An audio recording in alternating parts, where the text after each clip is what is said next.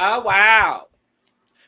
Okay, before we dive in, doesn't it feel weird that we're only here once a week talking about Drag Race now? It does. It's very Like, weird. it feels really weird. It feels so weird. I don't like it, but I'm also like enjoying the time off of talking about a lot of Drag Race.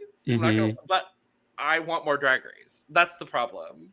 But I'm very happy to be here talking about this wonderful season of Drag Race. And hello. Welcome to The Cup, the Currently Unnamed Podcast, where we put the real in the tea in reality. And you can always come to us first to quench your thirst. I'm Logan Murphy, say something gay. I've got some water. I also have some iced coffee.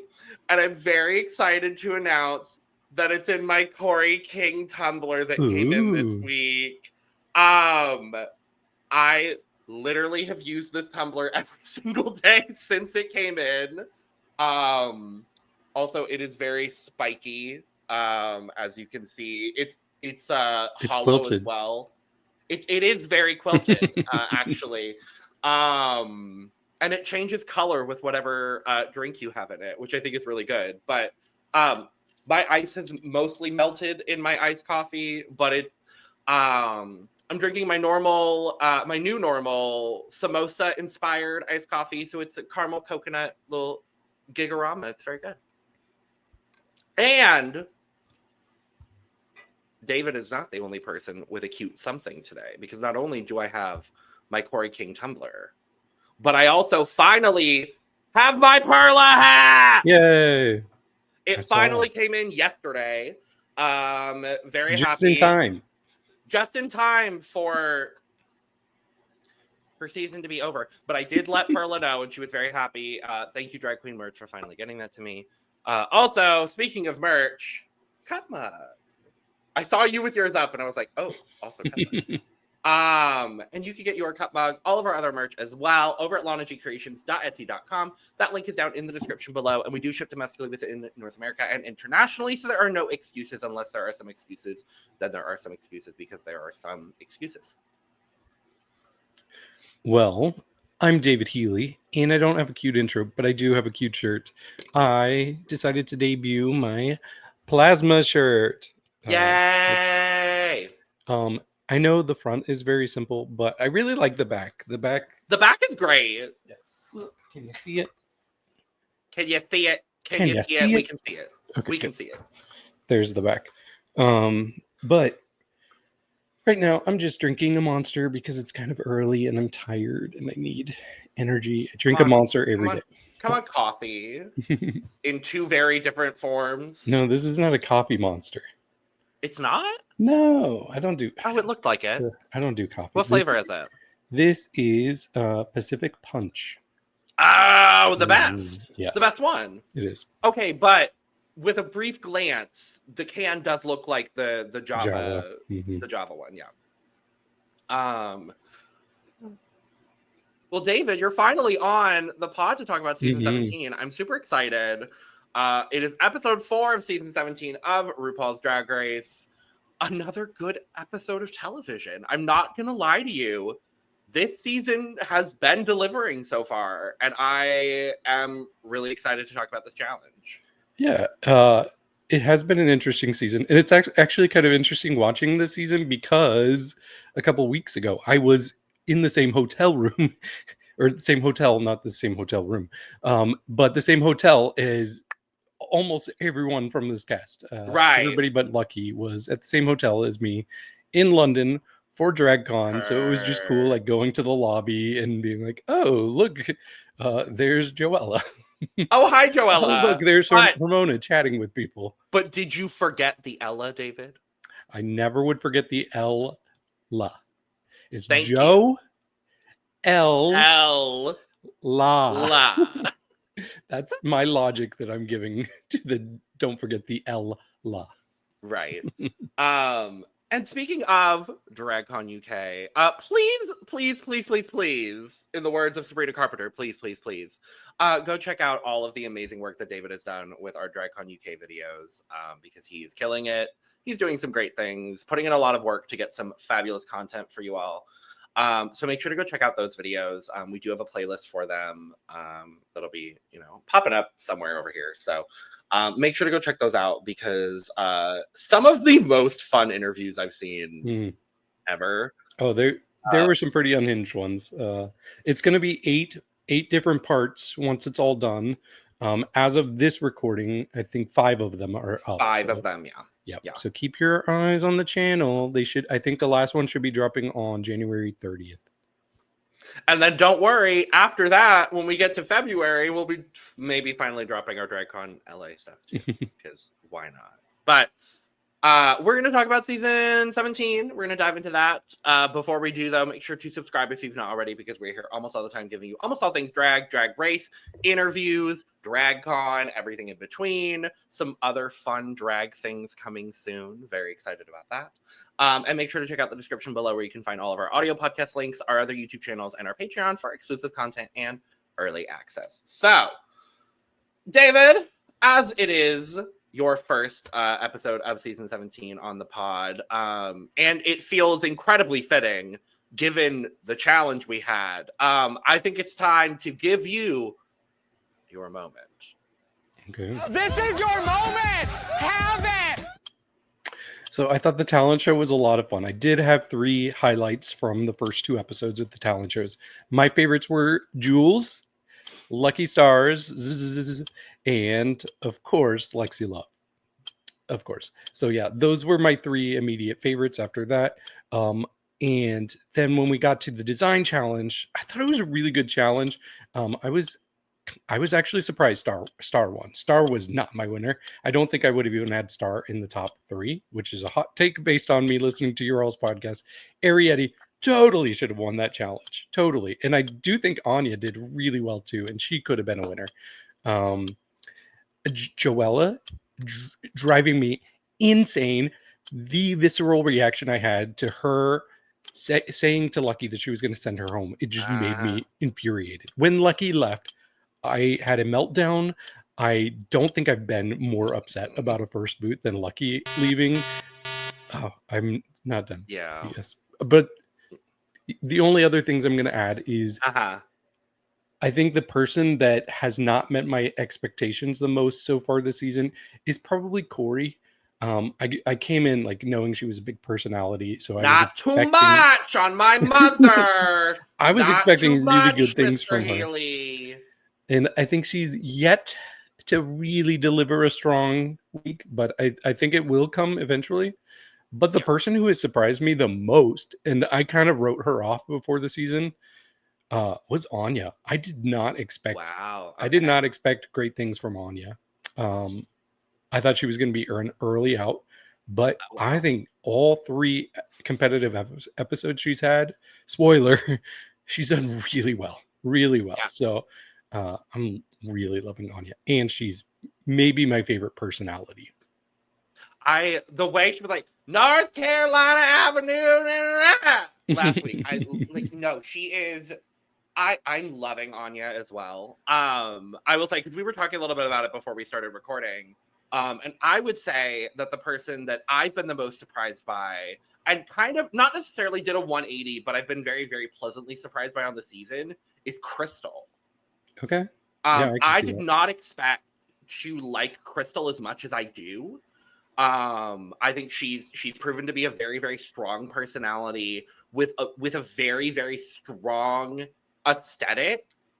I haven't loved everything she's worn on the runway, I'll say that much, but I'm really liking her personality. Her drag is really good, and I will say, don't come for me in the comments, please, or do. I don't care. I can fight.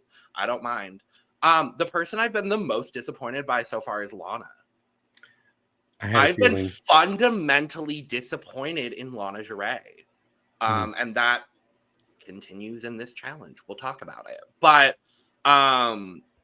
yeah, I may be a Corey King fan, a big Corey King fan. But I also acknowledge that she has not been the best in the competition so far, and I am aware of that, so don't worry. I am more than aware. Just like the song goes, Stand by your man. I will. Actually, I'll stand by Lydia's man.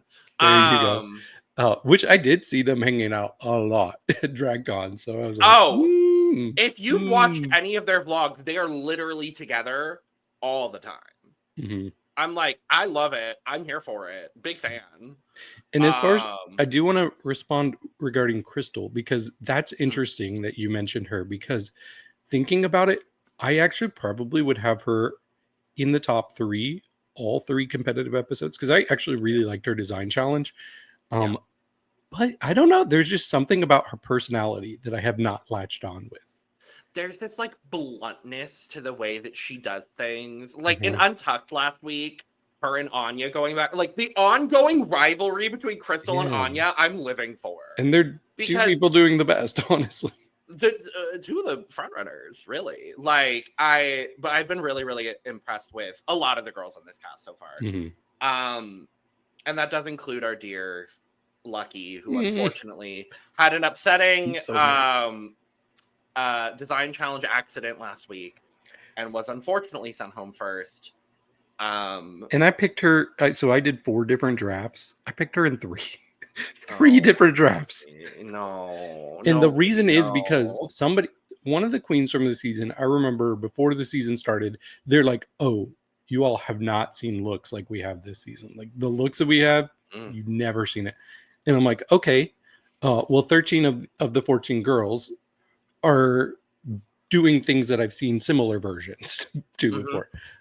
One person I've never seen anything quite like that, and that was Lucky. So I'm like, oh, Lucky must go far. Must go far.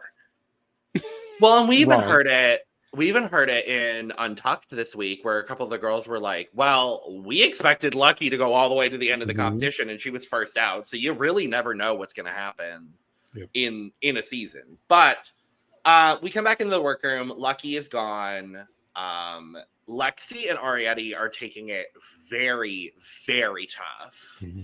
And I will say, I said it last week, I'm cementing it this week. At this point, this does kind of feel like season 17 to me. It's Lexi's to lose. I like it's Lexi's to lose. I think there's a lot of people that could come for that title, but at this point, for me, it's Lexi's to lose. I agree. And we'll talk about it more in this episode. I think even when we were I'll talk about it later. But yeah, Lexi and Arietti are very, very upset, and Joella is questioning why the girls are so upset that she's still here. It's like, girl, Joella, you forgot the Ella, girl. You forgot the Ella. She's like, I know they all like me, but I'm starting to think they liked Lucky more. Well, yes. Well, yes, girl. I have to say, I have had a full journey with Joella throughout the season so far. I'm like, the ups, the downs. I go from like, what ups? Finding her remarkably iconic to being annoyed at her at the same time. And it's not very often that a Drag Race contestant gives me all of those emotions kind of all at once. So I'm here for it. But is it weird that I think this was her best episode? We'll talk about it, because I kind of agree. We'll talk about it. But they're sitting down. Obviously, Sam is talking about winning the challenge. I do agree with you. I wouldn't have had Sam win. You had Arietti. Yeah. Arietti would have been my number one. I think I would have had Arietti, Anya, and Crystal as the top 3. Fair. My top 3 would have been Hormona. I believe it was Hormona, Anya, and Crystal. Hormona was great. Jules was great. Great. I think those would have been my top. It was a very strong design challenge. Even so Sam was not my number one. She did really well. I just did not like the actual skirt part of it. That was the part that took me out. Yeah. I liked Arietti's garment. There's something about her specific padding in that dress that bothered me. No, I live for it. The shape she had. I was like, the shape is great, but it's like a drop hip. I'm like, I can't. I didn't love it personally, but that's just me. But Arietti is plucked that she did not win this challenge. All the girls preseason saying that she's the villain of the season, and we were questioning that over here on the pod. I'm slowly starting to see it. I'm not seeing it. Honestly, I think she's very close to being one of my main favorite this season. Oh no, I'm loving her too. And but I'm not getting I think she's a sweetheart so far. We'll see. I'm waiting for that villain turn. I'm very intrigued to see when we're gonna see it. I think it could be next week. We'll talk about it more. But they come into the workroom the next day. We're doing impersonations of each other.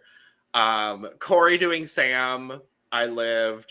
Jules doing Hormona. Fuck Lexi for making me that was hilarious. Jules. I lived. Sam doing Arietti. Which is basically doing the Jan. Which is basically doing Jan. Which is basically doing Maya on the page. All of that. I could see if Arietti gets into it with someone, I could see it being Sam. You got to say it right. Arietti. It's like air. Arietti. It's Arietti. Whatever. Arietti. Fuck, whatever. Anyway. Okay, is this one of the only times where we didn't get the alarm and everybody goes over and watches a video? Or they haven't really been doing that much on Drag Race in general. Okay. I don't think we had one last week either. Okay, because I was just so confused when everybody's around the table and then RuPaul just walks in. That's been a common trend that's been happening a lot more on seasons. I noticed it a lot in UK 6. It was happening a lot less. Yeah. Okay. There's a lot less scripted RuPaul moment. Probably was filmed, or there may have been a filming of something in some capacity, and then just it didn't make the edit. I'm not sure.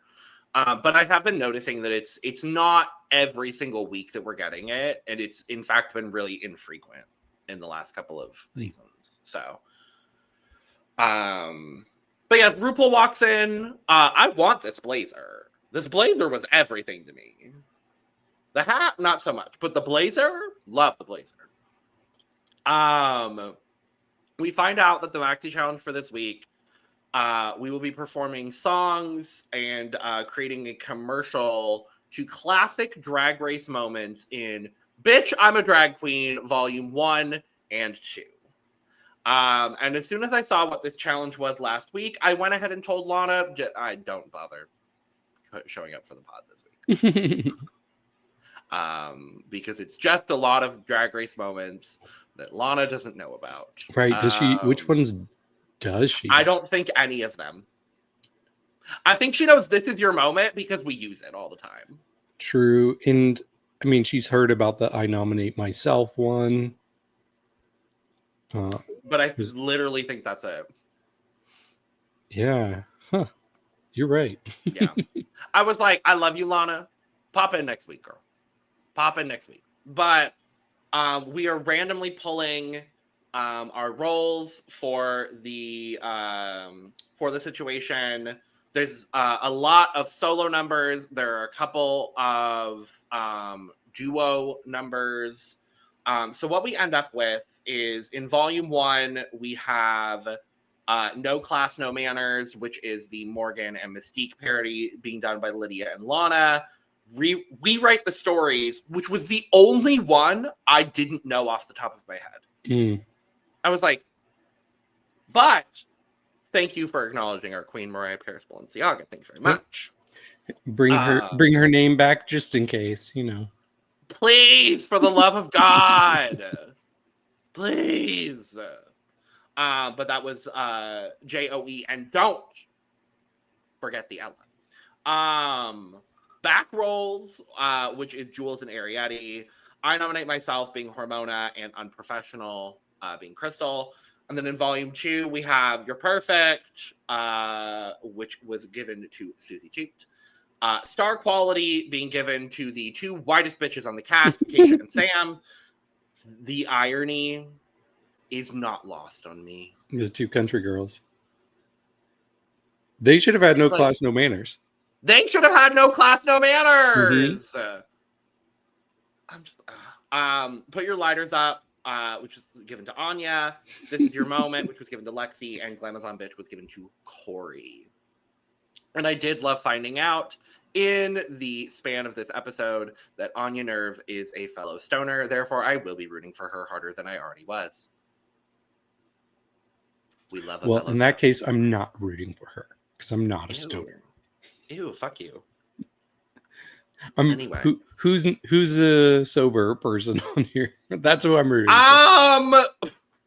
Anybody? I don't think anything. Nobody. No one has outright spoken about. We just came from Canada, where we're like half the girls are sober. Yep. Yeah. No. I think this is mostly a group of drunk bitches. But they go off to listen to their songs, and so the groups are recording the lyrics, which were already written for them. I'm assuming. Yeah, it seems like it. So they're recording their songs, and then the entire production of the commercial itself is entirely self-produced by the queens. And I really, really like the way they did this challenge. I think it was it kind of gave me a little bit of the RuPaul album challenge from season 4. It's giving like the Untucked challenge from season 5. I wasn't really sure how I was going to like this kind of blend of all of those things. I think overall it turned out to be really, really good because this group of girls are fans of the show. It's clear they're fans of the show. So I think that also really manifested itself and turned into a pretty good result. Yeah, I agree. I will say the only thing is I feel like this might have been a lot of different queens and a lot of different segments to do in an hour because I don't know about you, but just everything between listening, recording, filming, it just felt like whiplash how quick we were moving along through that. Like, I need time to breathe. But they just had so many. Yes, they had so many different people. I agree. So it was hard to do that slowly. Yeah, it was kind of like there wasn't a whole lot of fluff in this episode, and I like episodes like that where it is very dense, with challenge material and things to talk about in that regard. Whereas last week I felt like it was just a slog to talk through all of the workroom stuff because I'm just like. And then they were still in the workroom. And then they were still in the workroom. But I get what you're saying. I kind of wish I wouldn't have wanted to take out any of these roles. That's the problem. But I think if they had done it with 2 less queens, it might have been a bit more successful. Right. So I definitely see where you're coming from with that. But Lana was very excited to get to do a cute little moment, and then she listened to her song and found out that for some reason they decided to do a country song for Morgan and Mystique. I mean, that was when they were in their country looks, right? It wasn't? No, that was episode 1 for the design challenge. Because Morgan's in the look that she won in. Oh. Yeah, that's episode 1 of Untucked for season 2. Okay. That was the first episode of Untucked. That's crazy. It's wild to me. Shout out to both of them. They're great. But yeah, Jules is very excited for how iconic her moment is, and I mean, she kind of did get her and Arietti. There you go. You got it. Her and Arietti did kind of get like the most iconic. Yeah, but what did you think about Jules being like, you know what? I'm not even going to try to do Jade. I'm doing Alyssa too. I think it completely let Arietti flounder, and we'll talk about it. Yeah, I didn't love it. I'm going to be honest. I understand why she did it the way that she did, but it completely fucked over Arietti, if you ask me. Yeah, I could see that. Joella is, excited to have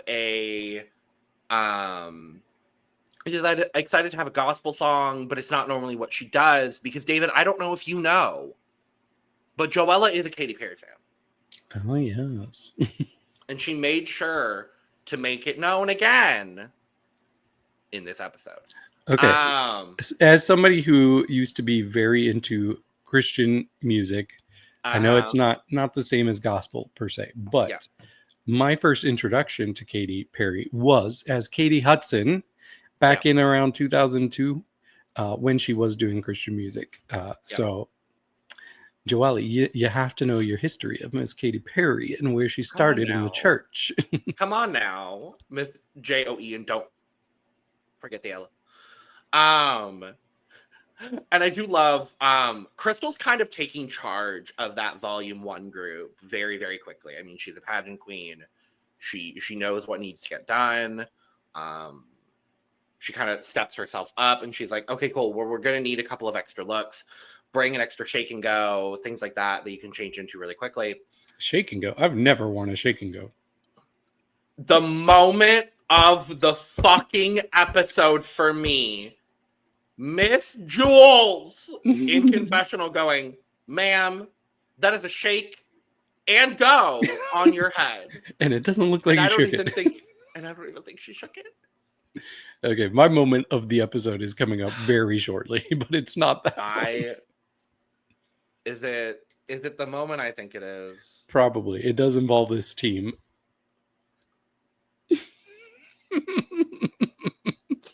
Okay, we'll talk about it. I know exactly what moment it is.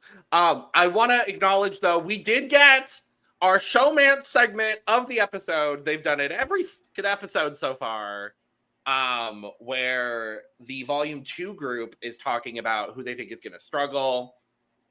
Sam is coming from his butthole, to which she says, no puppet and still no pads. Out of context, but okay. And Corey's like, well, I like her just the way she is. And Sam goes, I bet you do. I'm like, can I just fuck already? I know. Really, honestly, Lucky and Arietti should have taken notes and they should have gone harder with their showmance. Right! Then we might have still had Lucky around. Right. But I think the producers were like, no, we have a different pair giving us what we're asking for. Literally. So, literally. Bye. Okay. Let's talk about filming the commercials. I think I know what your moment is. And it was also one of my favorite moments of the episode. It's one of my favorite moments ever, I think. Crystal Envy, the motherfucking tumbleweed. They said, oh, the tumbleweeds we have are not tumbleweeding. So we're going to get Crystal, not in drag, no wig, no garment, just pads and a bra, somersaulting through the fucking scene. It was just so dumb in the best way. I was like, okay, Crystal's winning the challenge this week just for that alone. I fucking like the nerve. The nerve it takes to be a goddamn tumbleweed. She's like, I kept doing it over and over and over again. I thought I was gonna do it one time, and they were like, no, again.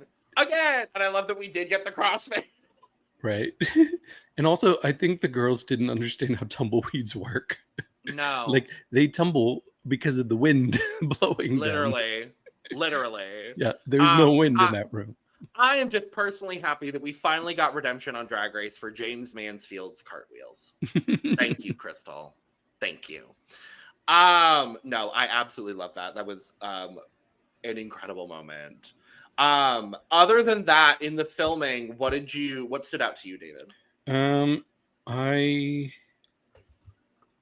am trying to figure it out. I will say the thing that stood out to me is when it got to Anya's recording, I was like, oh, she is killing it. Like immediately I knew she Killing was it. doing really well. Yeah. She just knows how to sell face, mouth, expressions, all of it.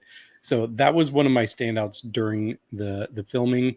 And then we saw Corey, and I was like, there's so much going on. She had the idea, or did you want to just stick to the first? Oh, no, I'm go skipping over to the team 2. No, I'm sighing because I'm just like, Yeah. But yeah, Corey had a lot of ideas, and I actually liked a lot of her ideas. I did too. I just think she needed to rein them in and make them a little more cohesive. But like the idea to like utilize the look from last week, her cheap look, and make that crystallized on paper, that was good. Execution, on paper, such a good idea. Execution, Like here's the thing about Corey for me. Obviously, I'm gonna defend her. She's my fave. I agree with you completely. I think a lot of her ideas really worked. I think the problem with Corey, and we do see this a lot with a lot of queens on Drag Race, the stunts that she's pulling would be amazing at a bar. Mm-hmm. Like if you saw this reveal in a bar, you would be tipping her, you would be gagging, you would be living for it. But on screen, it's not translating or like her comedy specifically in this is not translating in the way that she wanted it to. And I loved Anya even saying in the recording of it, oh, it's not translating the way that it's supposed to. Because I do agree. I think Corey had phenomenal ideas. It didn't, the follow through was not. Mm-hmm. Fair. But yeah, those were the standouts for me. Okay. I love, we had another good Corey quote in this episode, and I am loving that she is kind of one of the confessional queens of the season, and I'm liking it. But when Susie went up to do her bit, and Corey was like, Susie is killing it. She's kicking boxes, she's eating popcorn, she's checking her FICO score.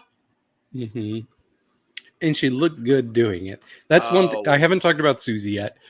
I will say her makeup in the first episode especially was driving me wild.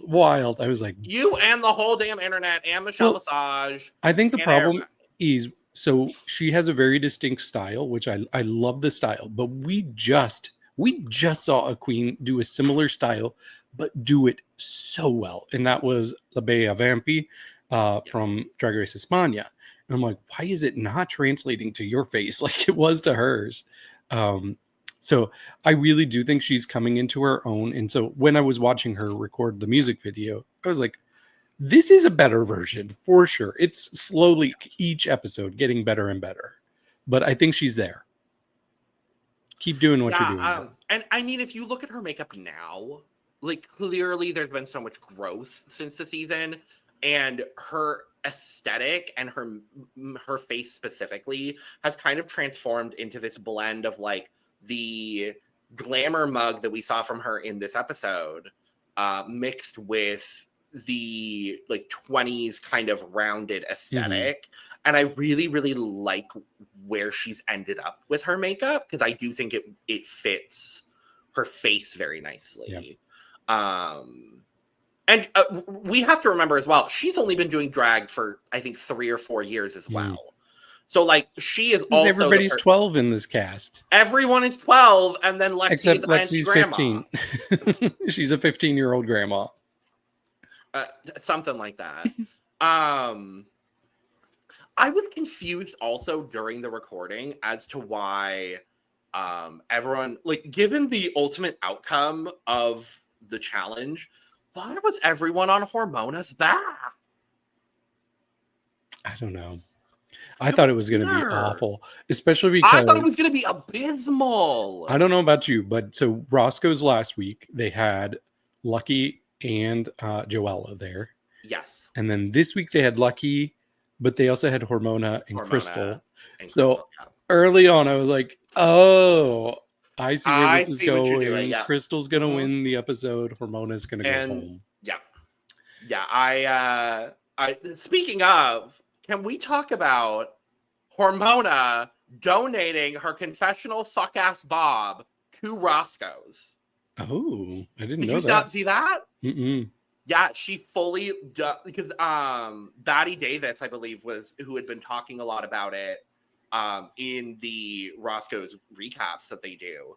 And so while she was there, she gifted her confessional Bob to Roscoe's, and I'm like, that is so iconic.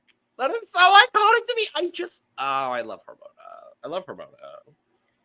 See, I'm somebody who just falls for the illusion a lot, and I'm like, oh, I thought that was a real hair.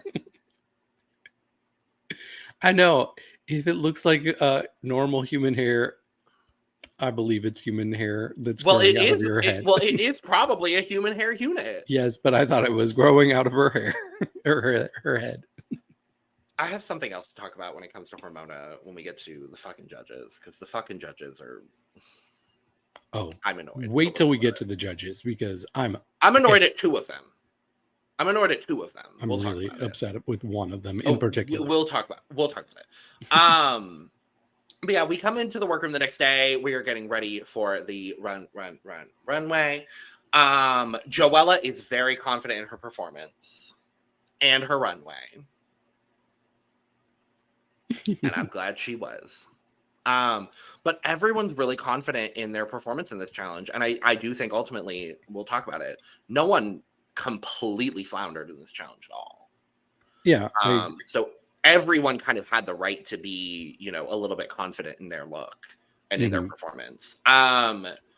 But we get some lovely, wonderful workroom moments to talk about. And a lot of it is spurred from Lexi asking when people started drag. We are now shaming Susie Toot for being a Halloween queen. Sure. But there's a lot of talk about why people started drag in the first place. And we get a lovely conversation first with Jules, where she's talking about how she didn't really get to express her femininity a lot as a kid. She, had dolls, and so she would kind of display her femininity as a child through dolls. And then this is now kind of her way to reclaim a lot of that. And I think that's absolutely lovely. The main hard-hitting conversation here is Lexi. And I was wondering when we would get this part of Lexi's backstory. Oh, you knew this? I had listened to a lot of like preseason stuff with Lexi, so I had heard a little bit about bits and pieces about her story already. But finding out that she was kicked out right before her 18th birthday for being gay, and having to start drag out of necessity. Living in a dilapidated house with 4 other people, thankfully getting taken in by a drag mom, and needing to do drag to survive. And I really appreciate that we have Lexi on the show for a lot of reasons, but mostly because I don't think we've really ever gotten this perspective of someone doing drag because they literally needed to survive.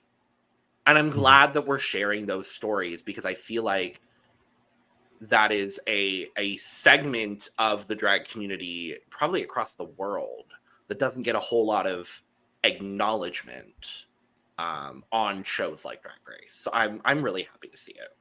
Mm-hmm. I agree. The only thing I do want to say, well, at least the first thing I want to say is, I don't know if it was the edit or if it was Lexi herself, but I don't really feel like Jules, her story got time to breathe. Like she just barely started talking about like, oh yeah, I wasn't allowed to play with dolls. And then immediately we hear Lexi say, oh yeah, I couldn't even look at dolls, and then start going into her story.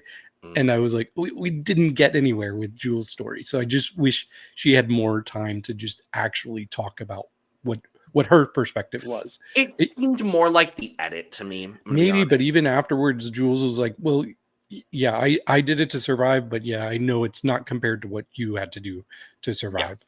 So it just kind of like, oh, Jules, you deserved a little bit better than that moment, but it really was important. It did feel like the whole setup of this segment was to get Lexi's story anyways. So Yeah. I'm glad we got there. I just wanted to hear a little bit from Jules first. Sure. No, that makes sense completely. That makes sense completely. But yeah, I love Lexi, especially this week, given the fact that the world is falling apart around us. Lexi also, if you haven't seen on social media, has been talking very openly about her struggles with HIV as well. And the fact that HIV resources have now been deleted as far as the US government is concerned, which is very, very lovely and concerning for a lot of people, myself included, as I am also someone with HIV. So it's very troubling. It's very scary. But I appreciate Lexi for so many different reasons, but most especially because she's not afraid to talk about these issues. She's not afraid to talk about her experiences, talk about what she's been living with, talk about her struggles. And we don't always see that in Queens, being so open and so vulnerable so quickly on the show. And I really appreciate Lexi for, being so open about everything. Me too.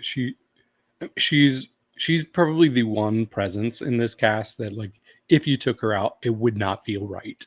So I'm so glad she's here, and I'm so glad she's open and vulnerable about her story. And I'm glad I've seen her in person so many times, because I have seen her in play Louisville like almost anytime I go back to visit my family, and she's amazing. Purr.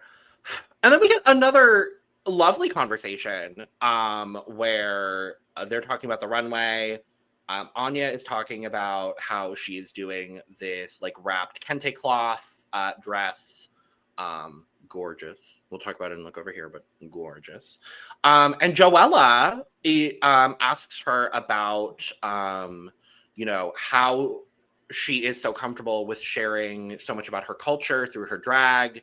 Because one thing that Joella has struggled with is sharing her Chinese culture through her drag. And that surprised me. It surprised me because too, of her entrance look. Well, given her entrance look, and we kind of talked about it when we did the Instagram review, but like I saw at least what she's shown, I would say, since the show probably is a lot more confidence in showing off and showcasing her culture. And I really appreciated, given the fact that there unfortunately are no other Asian queens on this season, I'm really happy that she does still have somebody that she can connect to in that regard, that she can kind of rely on and get that confidence from. And I think Anya is one of the best people to do that for her. But just talking about, living unapologetically, representing her heritage, representing her culture, all of those lovely things. And just how uplifting Anya was here. I was like, I absolutely love this. I love her. I love her. Yeah, and it was good to get a positive moment from Joella too, in a pretty sincere moment from her as well. Certainly, it's been rocky. It's been a rocky road, but yeah, this was a nice segment for sure. Most definitely.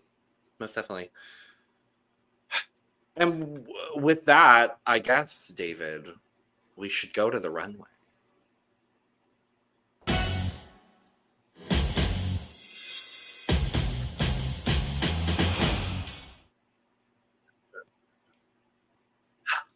Best dress panel of the year.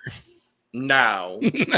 Said no one ever. Said no one Said ever. Literally no one ever. No. Carson might be winning this. I think Julia Schlepfer is our winner. Okay. Yes, because I think she looks adorable.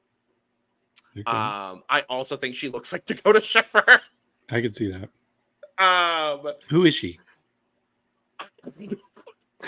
We literally no shade to Miss Julia, because I think she was a lovely presence in this episode, and I think she was a half decent judge. But we Googled her. She one of her most notable appearances on TV. She's an actress. One of her most notable roles is in the Paramount Plus show 1923. Okay. And so I was like, oh, okay. So this is this is how we loop in Paramount this is how we get the Viacom situation into the season. So yeah, I haven't seen anything she's in. Nope. I just scrolled through. I've seen nothing that she's in. Nope, me either. But she was lovely and cute, and had she seen the show before, Tamar? I'm not sure. Did she know what she was doing? Unsure. But she is pretty, and that's got to count for something. I think Rue looks like Rue. No, one of my favorite looks. It's pretty average. It's pretty average, RuPaul, if you ask me. I think it's below average, honestly. That's fair. I'll give you that. Is this the place we want to talk about our frustrations with the judges? Sure. Well, okay, so there's the obvious frustration, which is with Michelle in this episode. Yes. The obvious frustration when she in critiques talking to Arietti, saying, I don't want to change who you are, but I want you to show us something that isn't just you painting yourself to look like you're in Cats every week.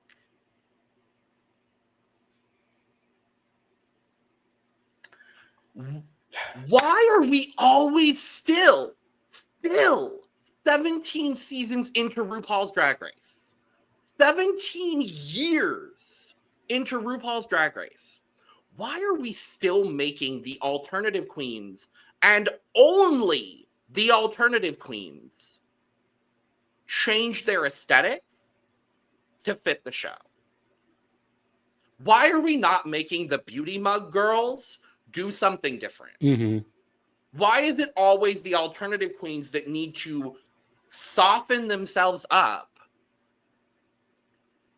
to be more palatable on TV? I'm sorry. Fuck that shit. Yeah, I agree. Because from my perspective, Arietti is the best makeup artist on this cast. Her makeup is incredible. Her makeup specifically in this episode was so good, especially with all those black spots coming. I just thought it was so unique. It was so refreshing. You have somebody here with a signature style. When I don't want to shade the other girls, but they have mugs I've seen before. She does not have a mug I've seen before. She's pulling off a distinct look very well, and you're trying to get her to change it. And who cares? Even if she was looking like a cat, which she does not, who cares? If she wants to be a cat-themed drag queen, go for it. I love that. I love people who set themselves apart from the crowd, and that's what Arietti's doing. So I was getting so pissed. I was getting really mad, and I was like, if we lose Lucky and then Arietti next, I would have lost my mind. I honestly probably would have quit watching the season. Yeah, I don't blame you. I don't blame you at all. Yeah, I was genuinely really frustrated with Michelle in this episode. And then hammering it home later, talking about Susie, it's like, for what reason?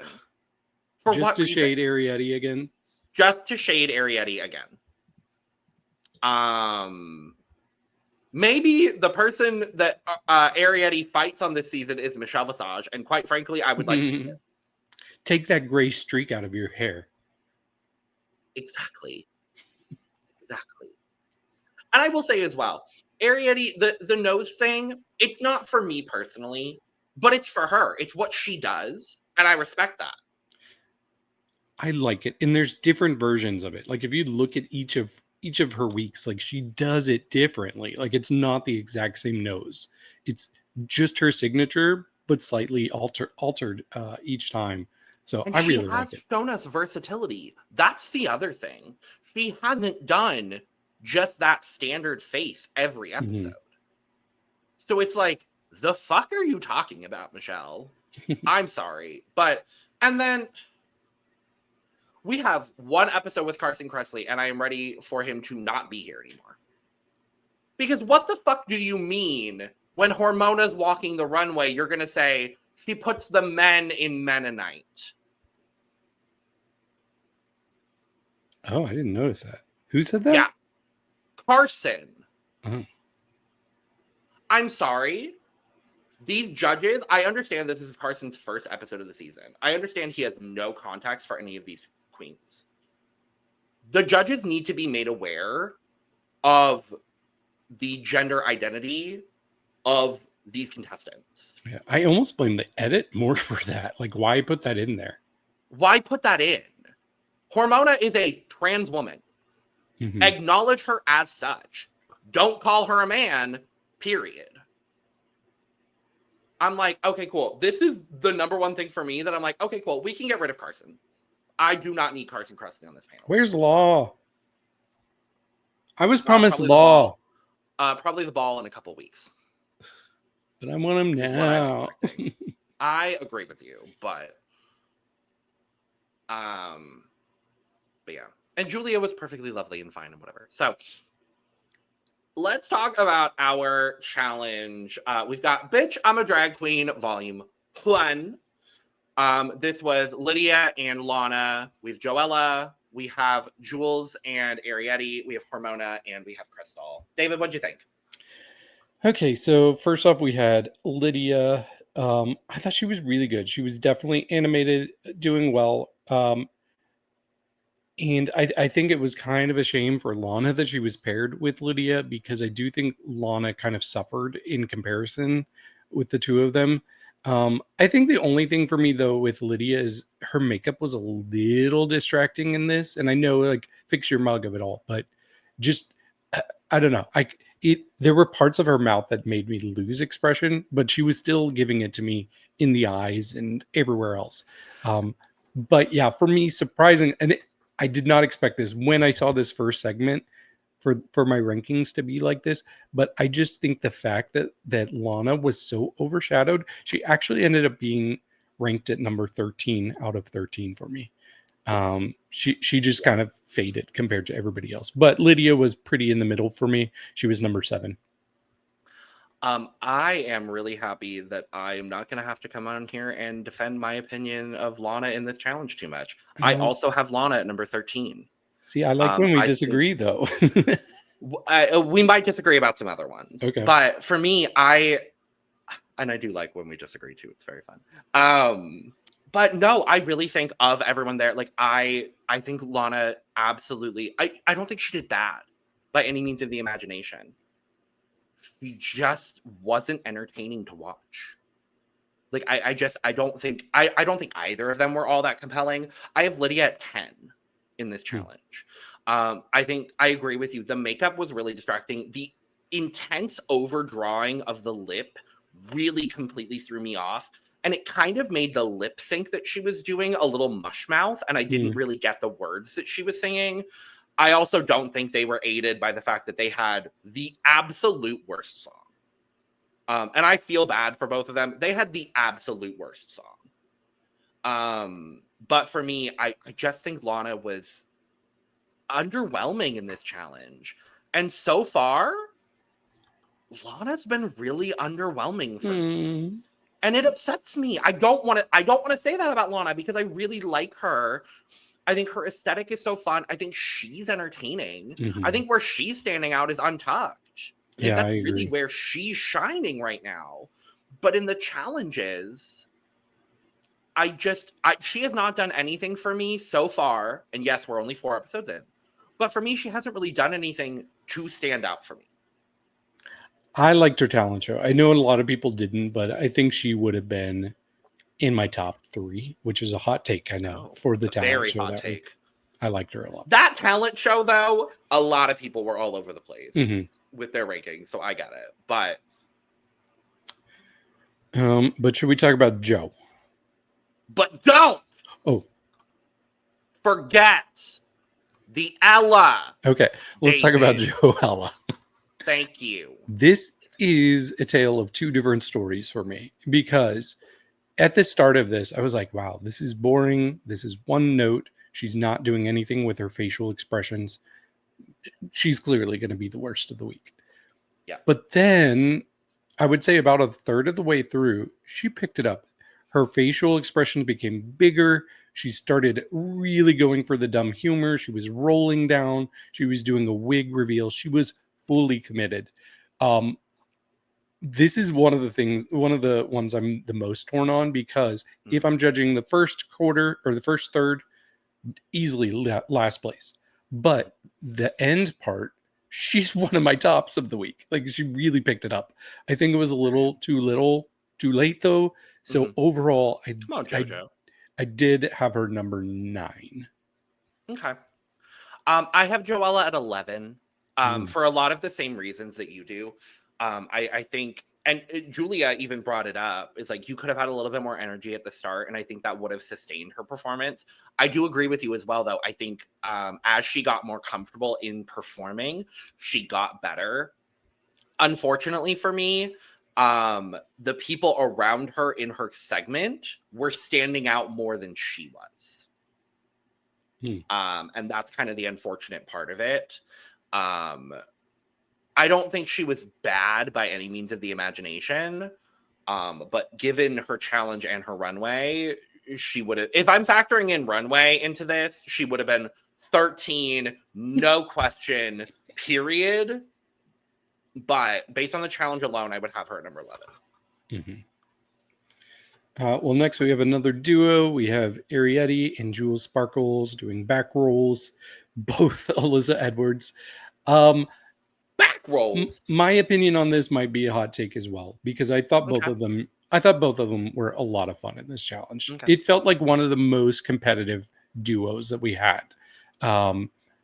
You would have one do something, and then one would try to match, and then the other would up them. But it always kind of ended up that Jules was the one upping Arietti.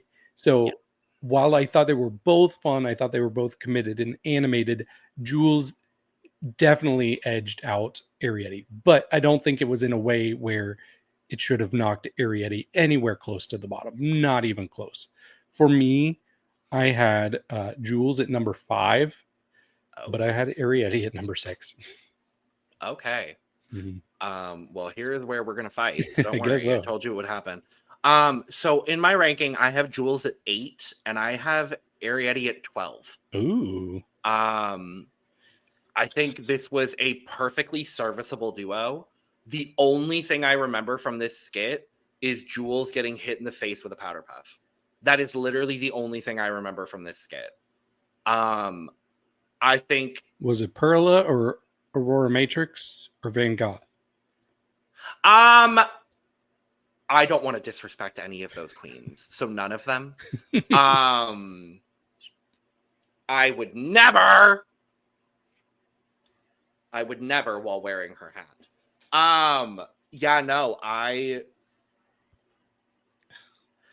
just found them both to be quite whelming in this challenge. I think for most of the challenge, Arietti looked dead in the face. No, you watch it again. Watch it again. You've only watched it once. David, I watched it 3 times. I watched it 3 times before I did this. You watch it sober. I did twice. The other thing I will say, and what factors into Arietti being lower in my ranking, is that she is invisible when she is in other people's performances. Like when she's in Joella's and when she's in Crystal's, she is absolutely invisible. And that also did factor into my ranking. I didn't get anything from Arietti. I think the vocally, the performance of the song, I think is good. But I really didn't get anything major from her as far as the challenge was concerned. Jules was giving me facial expression. She was giving me humor. I still don't think it was all that great, which is why I have her 8th. Boo. Tomato. Oh, whatever. Okay. The roles are literally going to be reversed later when you probably have Corey at 12th, so calm down. Let's talk about Hormona. What do you think of Hormona? I don't have her at 12. You probably have her at 11. We'll talk about it. Let's go. Fuck you. Let's talk about Hormona, who I think actually did really well in this challenge, all things considered. Like, I really thought she was going to absolutely flop, given the edit that we got in the challenge. What the hell am I trying? Words are hard today for me. I nominate myself. No, in the recording. Oh, the I recording. couldn't. What's that thing called? What's that thing called that we're doing right now? It's literally on my says on the screen. It literally says it in the top left corner of my screen right now. Words are hard. When she's recording, when they were recording, everyone made it out to be that she was literally just gonna flop. I think she did an absolutely exceptional job. I think having this segment too was so fitting for her. She really brought in some of that like petulant child energy, especially when she's on the floor in her like little robe situation. I think her facial expression was really good. Her lip syncing was really good. I have Hormona at 6th. Okay. Well, this is the one we're going to be kind of disagreeing on. Okay. First of all, I will say she was so much better than I expected based on what we got in the recording. I thought she was giving Chanel. She was giving the drama of it all. So for the most part, I really liked what she was doing. There was just one thing that I did not like, and you mentioned it as something you did like, but the actual lip sync part of it, I did not enjoy at all. Okay. It felt like there were times where she was not matching up with the words, and she did one of my biggest pet peeves, like when I'm seeing drag queens lip sync, is when they do this like animated mouth thing that does not. Mouth? I mean, but Detox, I like it more on her than most other people. But when you're doing like this bizarre like mouth thing that does not at all match up with how the audio is going, and that's what she did at the very end, and that was enough. But there was also a run at the end of the song, so I understand why she did it. But it did not match anywhere close to what she was doing with her mouth, and that is why she is number 12, not Corey. Oh, okay. I mean, I respect that. I disagree, but I respect that. Well, then, what did you think of Crystal? I thought Crystal was great. I thought Crystal was the standout of this group by far, honestly. She had a really good song and she was selling it. She was a great leader. She was somebody who really stood out throughout each of the segments. For me, after watching volume 1 of Bitch I'm a Drag Queen, I'm like, yeah, this is absolutely Crystal's challenge to lose. I would listen to this song on regular, like this is good all around. Well, they are available on all streaming platforms. Good, so you good. can. I'll have to check it out. But yes, this ended up at number 2 for me overall. Okay. I understand that. I know who your number 1 is, so don't worry. My number 1 and number 2 were very, very, very, very close. For me, Crystal was my number 1 in the challenge. And what literally separates her from, I'm going to say spoiler, Anya. What separates Crystal and Anya in this challenge for me is their features in other people's numbers. And I think for me, the combination of the tumbleweeding plus Crystal actually doing really, really well in Joella's segment, and then just absolutely demolishing her segment of the challenge for me really, really rose her above Anya by just like a hair for me. So I would have had plus runway, runway. Jesus. I would have had Crystal was my number 1. Okay. So spoiler, we're gonna have a tie for our average rankings. What? Well, who knows? Maybe I don't have Anya second. We'll talk about it shortly. But let's talk about Bitch I'm a Drag Queen Volume 2, starting with Miss Toot herself, doing a punk rock Aja version situation. No, this was a lot of fun with Susie Toot. I thought she was really selling it. She had energy. She was super animated. I feel like I keep saying energy and animated for a lot of the people, but that's what you need in this challenge. So I really liked everything she did. If there was one thing that I was going to say, like, I wish that was different. Just the fact, like this speech that we got from Aja is from such an iconic moment, and I cannot divorce the speech with the look. I cannot divorce the two. So I just wish there was some way that she could have like brought in the Princess Disaster. Yeah, I wish she could have brought that and her into the smoke look. cloud. Yeah, like just wear something red. Like if she worn something red, that would have helped me buy That's into this fair. being Aja a little bit more. So, but other than that, But you have to remember, the challenge was not to impersonate; it was to be inspired by true, and but bring your own take to the challenge. be inspired by wearing red.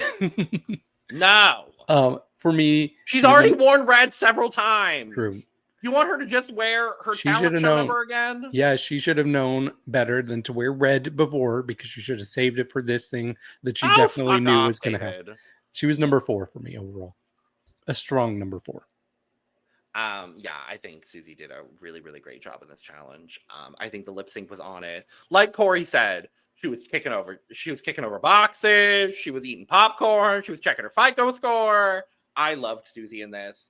I love how much Susie is slowly becoming a very strong frontrunner in this competition as well. And I'm really, really happy to see it.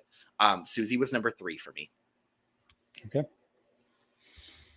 All right, let's talk about our white ass bitches doing Candy and Tamisha. Yep.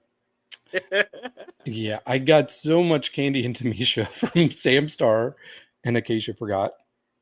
No, I really didn't. But I think that they did well at taking the song, taking the words, and making their own characters out of them. They did well. I just think they kind of got lost in the crowd, especially with this team that was mostly very strong team. So overall, I did like Sam a little bit better. I think Sam was more expressive. I found a different way to say animated. Thank God. But yeah, I had Sam at number 8 overall, and I had Acacia at number 10 overall. Wildly different from where I have them. I actually think this as a duo was the most successful duo for me. I thought, I was a little concerned as well, like Susie was in the workroom when Sam presented this tango concept.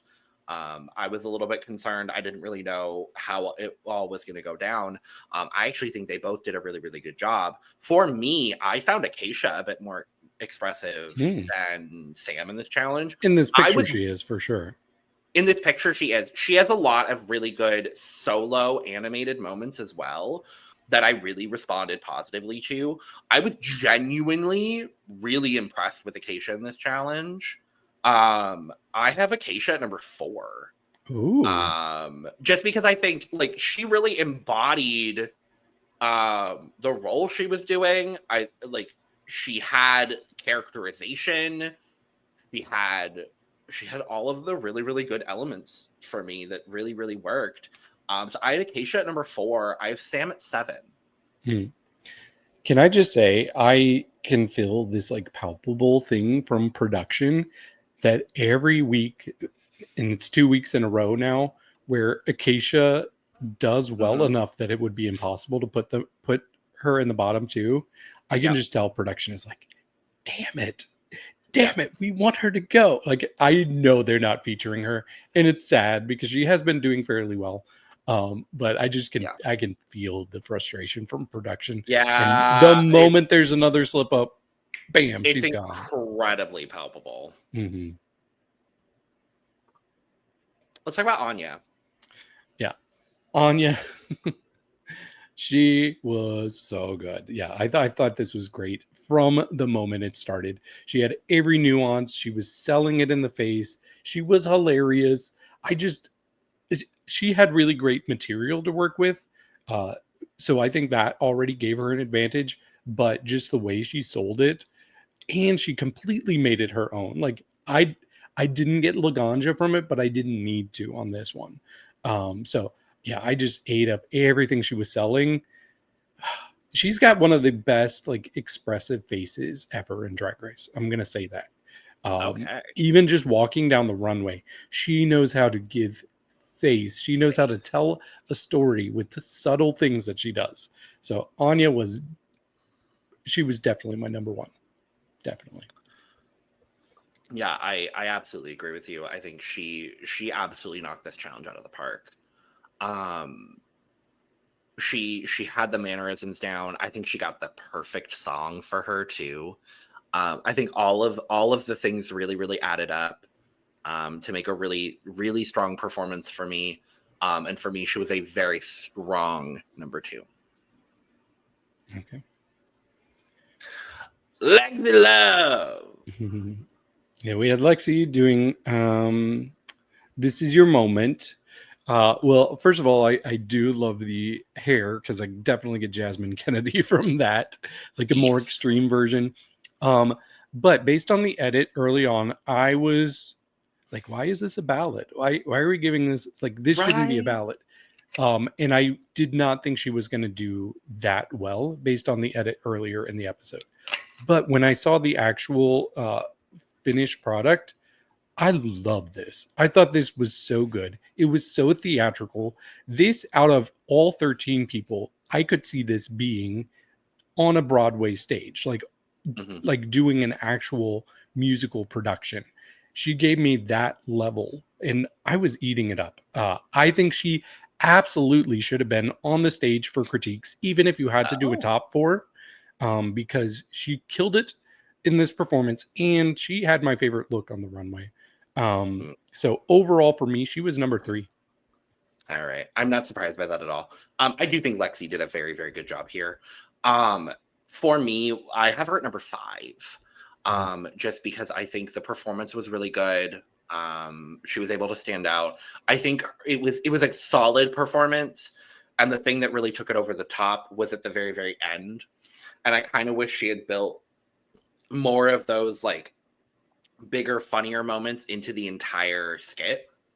But at the end, when she like kind of drapes herself off of the shade button, loses her wig, like that's the moment of the skit for me.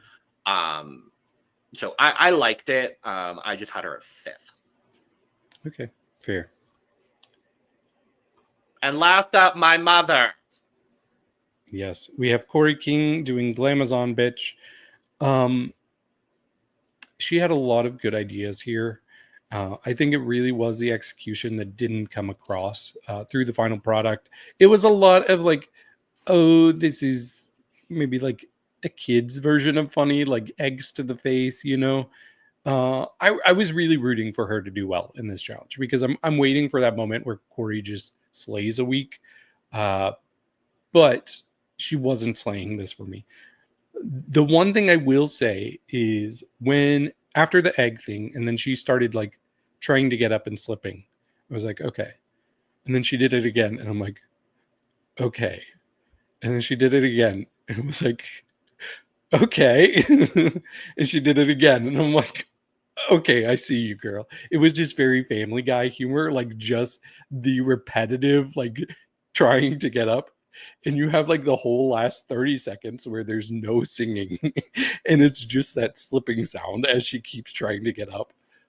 That's where she won me over a little bit. It was not much, but it was enough for me to keep her out of the bottom 2. And that bumped her up to number 11 for me because I did actually laugh at the very end. I don't know. It worked for me. I don't think this was a groundbreaking performance. I have her at 9th. I don't think she did great in this challenge, but I actually think what she was trying to pull off, it worked for me. The actual like physical reveal of the garment did not translate on TV the way that I think she wanted it to. But otherwise, the song itself was well performed. The lip sync was well performed. I really liked the egg bit, as kind of seen by her DragCon looks and things like that. Like she does kind of go for this like Family Guy kind of humor, and I think in this instance it did work. I didn't really understand personally why she was in the bottom, given her runway might have put her there, and I'm not. I don't disagree with that personally. I don't think she should have been in the bottom 2 this week. That's just me. That's just me. That's just me. Am I a little bit biased? Yes, but I just don't think she did that bad. I really don't. I don't think she did that bad. So sorry, I don't think she did that bad. you did a good job of delaying for me to come back. Thank you. I don't think she did that bad. She didn't do that bad. And you know what? I completely forgot she did Lois at DragCon. Peter! Because when I made that Family Guy reference, I did not have not that in only mind. has she That's so not funny. only did she do it at DragCon, she is currently doing it on Cameo, and she just did it to not presumably, I'm going to say she is probably next week's guest on Denali on Ice. So and her and Denali did Meg and Lois. So I'm very excited to see that video. But I don't think she did that bad. Do you want some average rankings? I would love some average rankings. Here. Okay, should I start from the top or the bottom? I think let's start from the bottom because we already know. Surprisingly to nobody, Lana did end up at number 13 for us. What? Then we have a tie for the next spot. So tying at number 11 would be Joella and Corey. Okay. And then at we actually have a tie for number 9 as well between Arietti and Hormona. Okay. Then at 8 is Lydia, 7 Sam, 6 Acacia, 5 Jules, 4 Lexi, 3 Susie, and then a tie for number 1 with Anya and Crystal. I'm not mad at that. Yep. In fact, for a minute, I was like, are we going to get a double win? I wouldn't have been upset at that, if I'm being honest with you. I wouldn't have been upset at that at all. But before we talk about the results, let's talk about Untucked, which I think has been the most whelming Untucked we've gotten so far. I've been a big advocate for this season's Untucked. I think it's I love the new format. I love that it's giving a little bit of interior illusion lounge with the girls kind of splitting off and doing their own thing in the Untucked lounge. I really like it. I didn't find this Untucked to be all that engaging. Yeah. I think the interesting thing for me was actually at the very beginning when they were speculating on who's in the top, who's on the bottom. And it seemed like kind of the consensus was that Arietti would be in the top and Susie would be in the bottom. Where? I mean, where? I think neither of them should have been anywhere near the bottom, personally. So I get not thinking Arietti would be in the bottom. Yeah. But Susie was undeniable. So I don't see how you could see that she would be in the bottom. If I did not, like, when I first saw who the 6 people were up there, like, yeah, I knew who obviously was the bottom. I was like, Susie had to be at the top. Yeah, 100%. I agree with you completely. Yeah, for me, this Untucked was really just dominated by a couple of the safe girls being like, I don't understand why I wasn't in the top. And I will say, at the forefront of that was Lana for me. Lana was really frustrated with the way that she performed in this challenge and not being able to do more in the challenge. And I agree with that for sure. But I also don't think she did that good in the challenge. Like, there's a little bit of delusion here, for me at least. Like, I think she should have been beyond fucking lucky stars that she was safe this week. And that's just me personally. But and then the rest of Untucked is really kind of dominated by a lot of like shallower conversations. And Arietti, when the top and bottom queens come back in, just being very pissed off. And rightly so. Completely rightly so. I was very upset for Arietti. It's like I don't love that Michelle critique. No. She bought so much goodwill from us when she was hosting Drag Race Down Under. Right. And I think she kind of ruined a lot of that. Like, I spent a lot of this morning looking and retweeting a lot of like things that were pro Arietti and anti Michelle, just because I was so pissed off about it still this morning. Yeah, it's frustrating to me. Like, and I know this was filmed before she filmed Down Under. Really? I think. Okay. I don't remember the timeline, so No, I don't think it was, because I'm pretty sure this was not filmed until after season 16 was finished airing. oh, it Yeah, might not I have think she been. probably I don't just finished Down Under. know. No, I don't fucking know. I don't know. Regardless, I was frustrated, and it kind of impeded on the Untucked experience a little bit this week. Mhm. But what I do love, and I'm happy we've gotten it basically every week at this point. We get Lana and Corey going back in their little corner talking shit. Mhm. That has been my favorite part of Untucked so far. Yeah, I like Lana. She loves that little camera that they have, like the handheld Ah, one. She's obsessed with you it. mean the She's phone? You mean yes, the the phone. iPhone? The phone. The fact that they're filming Drag Race on an iPhone? Baffling. Looks good. Baffling. I mean, it does look good. So go off, I guess. But all right, let's talk about our go. Oh, I didn't have it ready. Hold on.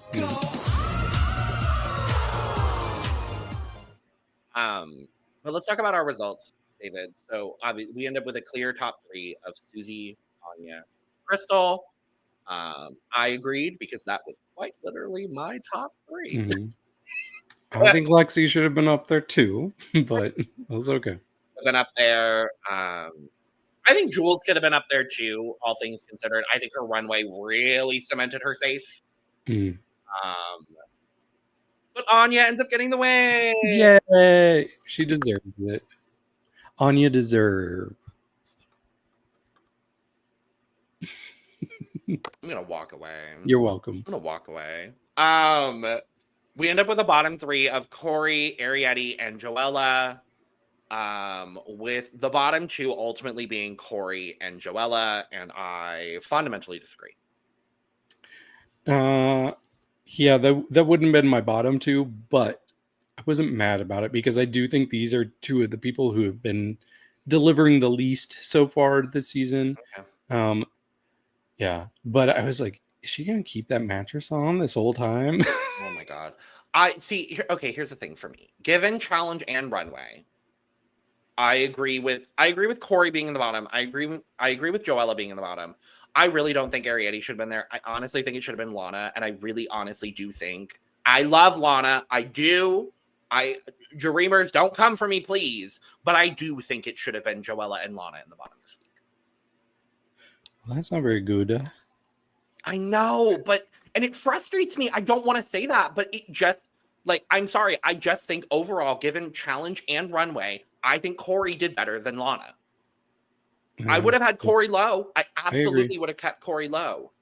But But we get Corey and Joella lip syncing to Buttons by the Pussycat Dolls. One of my favorite songs ever. I love this song. Finally. And then the lip sync was fine. Maybe that's the thing for me, is that I just really love Buttons. It's like by far one of my biggest jams from the 2000s. Like, it came out when I was 21, I think, and I was obsessed with the song, and I still am. It's such a great lip sync song, but we got such a disappointing lip sync for me. So I'll go ahead and say I think Joella really floundered. She made choices that did not pay off, and she didn't know her words. So 100% she was a loser. But I don't think Corey was very good either.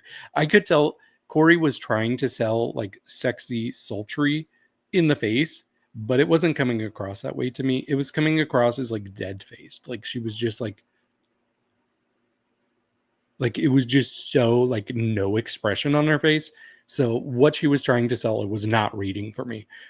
If she was lip syncing against anybody else, I do think Corey probably would have lost this lip sync because it was not good.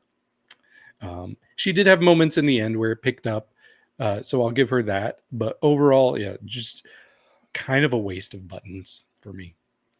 Yeah, it was not the world's strongest lip sync performance from either of them. I'll say that as well. I don't think Corey did nearly as bad as you are saying. I do agree with a lot of what you said There were some dead moments. I think the biggest difficulty, specifically for Corey, was that she kind of restricted herself to the back of the stage in a weird way. Like, she was letting Joella be in the front of the stage. And obviously we heard her being like, I'm very, very confident in my abilities lip syncing against Joella in a literal quilted Pop-Tart. God, the fucking quilted Pop-Tart. I can't wait to talk about it and look over here because Jesus Christ. But yeah, I don't think it was a super strong performance. I think there were a lot of good elements of it. I think her stunting was good. It was good stunts, well-timed stunts. I do think she was giving some face, but I think she really reined it in because she kind of knew. She knew she was in the bottom to send Joella home. Mm. And I low-key wish that Corey had gone up to Joella and did the exact same thing Joella did last week to Lucky. I really honestly wish. I really wish. She kind of did on Untucked. She said, oh no, that was Arietti, actually. That was Arietti. That was. Well, because in Untucked, everyone thought Arietti was going to be at the bottom against Joella. And Arietti's like, I'm sorry, whoever I'm lip syncing against, I'm sending you home. And I was kind of living for that, even though she didn't lip sync. Also, the girls in Untucked being like, oh, well, Arietti and Corey are going to be in the bottom. And it's like, did you all forgot the Ella? They just forgot the Ella. Everyone forgot the Ella. Mm. And the show has now also forgotten the Ella. Joella does lose the lip sync. She does not pick the right lever on the dunk. Wrong lever. Dunk Michelle. And Joella is eliminated. How are people not picking number one? Right! It's clearly 1 and 7. It's clearly 1 and 7. I don't know. Even part of me though thinks like if Lucky picked number 1 in the 3rd episode, they would have still sent her home because you can't literally just use not it. sending anyone home until episode 4. They're not doing that. Yeah, you can't just have both of the right levers picked in the first 2 weeks. No. You know, I don't know how much else we would have seen from Joella. I'm gonna be honest. I don't know how much longer she would have gone in the competition. I am happy she was here to give us a good dose of Drag Delusion for 4 episodes, and for that I am thankful. I mean, it is a disappointing run for the Sasha Colby of LA. So the Asian diva of LA. And don't forget the Ella. Yep, she's your favorite LA drag queen's favorite LA. Favorite Ella. She is your favorite Ella's favorite Ella, and don't forget the Ella. Mm-hmm. And for that, you know what? I am going to be saying, and don't forget the Ella for a while. So you know what, Joella? You did your damn job, girl. Good for you, girl. Go off, queen. Mm-hmm. And Lana will not be getting her wish of seeing Joella do Snatch Game. So sorry, Lana. Our Lana. Yeah, was that in the cast assessment? Yeah. Okay. She was like, I love her personality. I want to see her do Snatch Game. Well, oops. Not on this season. Maybe All Stars. All Stars 11. 42. Where the winner is Tempest du Jour. I don't know. I would like to see it. But draft update. And I've been doing so well in drafts, and then this season happened. You just won a draft. I did. I've won 3 of the past 4 drafts for our podcast. And not this one. And not this one. So currently in 8th place, we have Brandon with 20.5 points. I am barely above him at 7th place with 21.5 points. Logan, you're down here with us. 6th place with 24.5 points. Then we have River at 5th place with 26 points. Lana at 4th place with 26.5 points. Sugar is in 3rd place with 27 points. Kamorian, 2nd place, 31 points. And then Brooke is winning with 35 points.